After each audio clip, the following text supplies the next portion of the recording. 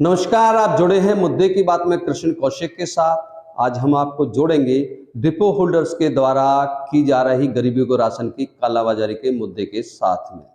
आपको बता दें, मुख्यमंत्री उड़नदस्ता की टीम आए दिन ऐसे डिपो होल्डर्स को पकड़ रही है जो इस तरह के गोरख धंधे में शामिल हैं। लेकिन इस सब के बावजूद आखिरकार क्या वजह है कि गरीबों के राशन पर डकैती बदस्तूर जारी है? इस बारे में हम आपको आगे विस्तार से बताएंगे। लेकिन आपने अभी तक हमारे चैनल को सब्सक्राइब नहीं किया है तो आप हमारे चैनल को सब्सक्राइब जरूर कर दें, बेल आइकन दबाकर ऑल का बटन दबाना ना भूलें। इसके अलावा हमारे फेसबुक पेज पर जाकर हमारे पेज को लाइक करें, फॉलो करें तथा कमेंट बॉक्स में जाकर अपने कमेंट देकर अपनी राय हमें जरूर दें। जी हाँ, हम बात कर रहे थे गरीबों के राशन की कालाबाजारी की। अभी बीते कल मुख्यमंत्री उड़नदस्ता की टीम ने जवाहर कॉलोनी स्थित 2 सरकारी राशन डिपो पर छापा मारा था, जहां पर 6000 किलो से अधिक राशन कम पाया गया। इससे पहले मुख्यमंत्री उड़नदस्ता की टीम ने 2 दिन पूर्व बल्लभगढ़ के कुम्हारबाड़ा में सरकारी राशन की दुकान पर छापा मारा था, जहां पर 8750 किलोग्राम राशन कम पाया गया।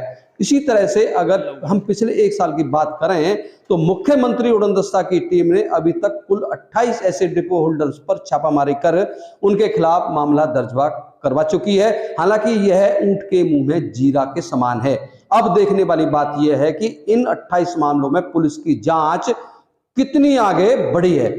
इन डिपो होल्डर्स की दुकान में जो राशन कम पाया गया था उसकी रिकवरी हुई है या नहीं हुई है, यह बड़ा सवाल है। इसके लिए हमारी मुख्यमंत्री उड़नदस्ता टीम के इंचार्ज डीसीपी राजेश चेची से बात हुई तो उनका कहना था कि वह अब सभी पुराने मामलों की स्क्रूटनी करेंगे ताकि उन्हें पता चल सके कि पुलिस कार्रवाई में ऐसी क्या प्रगति हुई है। यह पहल सराहनीय होगी। इससे तस्वीर पूरी तरह से साफ हो जाएगी कि गरीबों के राशन की रिकवरी का स्टेटस क्या है। यह तो बात रही मुख्यमंत्री उड़नदस्ता टीम की ड्यूटी की, जिसका निर्वहन वह पूरी मुस्तैदी के साथ कर रही है। लेकिन इससे पहले यह जिम्मेदारी उस विभाग की बनती है जिसके अधीन ये सरकारी राशन डिपो चल रहे हैं। आपको बता दें कि यह जिम्मेदारी खाद्य एवं आपूर्ति विभाग में तैनात इंस्पेक्टरों की बनती है।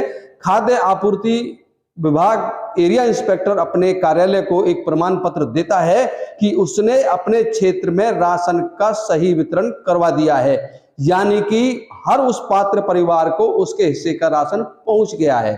खाद्य एवं आपूर्ति विभाग के इंस्पेक्टर का प्रमाण पत्र के हिसाब से उसके क्षेत्र में चलने वाले सभी डिपो होल्डर की दुकानों में स्टॉक के अनुसार माल मौजूद है। इस सब के बावजूद जब इस तरह का गोलमाल सरकारी राशन की दुकानों में पाया जा रहा है तो एरिया इंस्पेक्टर के प्रमाण पत्र का क्या मतलब रह गया? इसका सीधा सा मतलब है कि यह महज कागजी कार्रवाई तक सीमित है। जमीनी हकीकत से उस प्रमाण पत्र का दावा कोसों दूर होता है। इससे साफ मतलब है कि डिपो होल्डर की इस कालाबाजारी में उस क्षेत्र के एरिया इंस्पेक्टर भी शामिल होता है।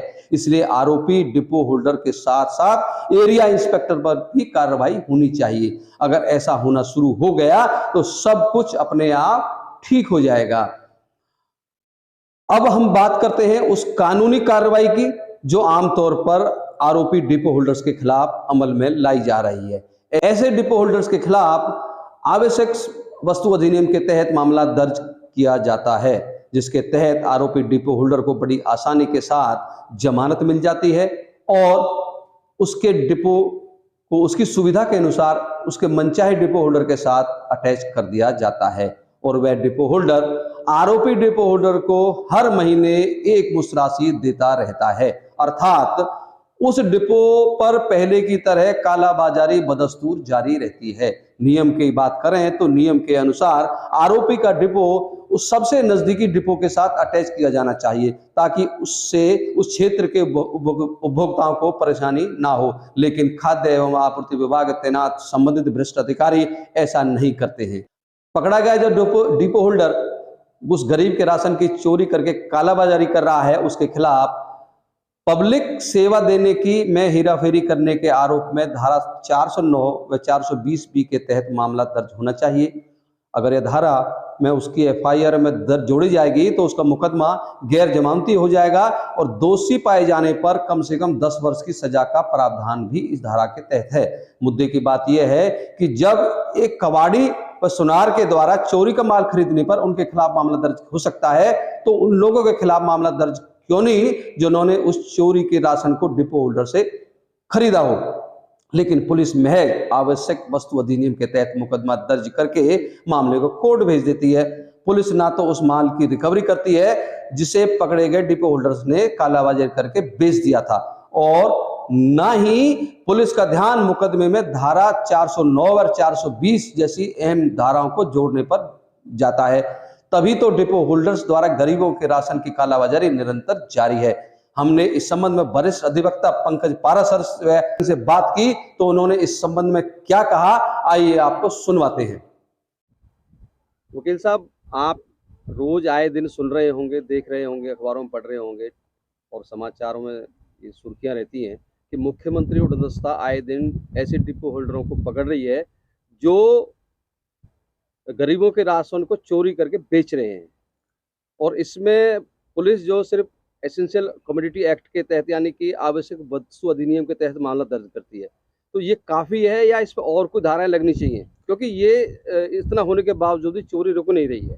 देखिए कौशिक साहब, मैं सबसे पहले आपके व्यूअर्स को नमस्कार करता हूं और आपको ये बताना चाहता हूं कि मुख्यमंत्री की जो भ्रष्टाचार निरोधक जो शाखा है वो बहुत ही बेहतरीन काम कर रही है पिछले 1 साल से। और ना केवल इन्होंने राशन डिपो के मामले में, पुलिस डिपार्टमेंट के मामले में और अन्य कई सारे सरकारी विभागों में, पटवारी आदि में इन्होंने बहुत जो भ्रष्टाचार को रोकने के लिए बहुत भरसक प्रयत्न किए हैं और बहुत सारे भ्रष्टाचारी लोगों को रंगे हाथों पकड़वाया इस सरकार ने, जो कि पहली सरकारें नहीं करती थी।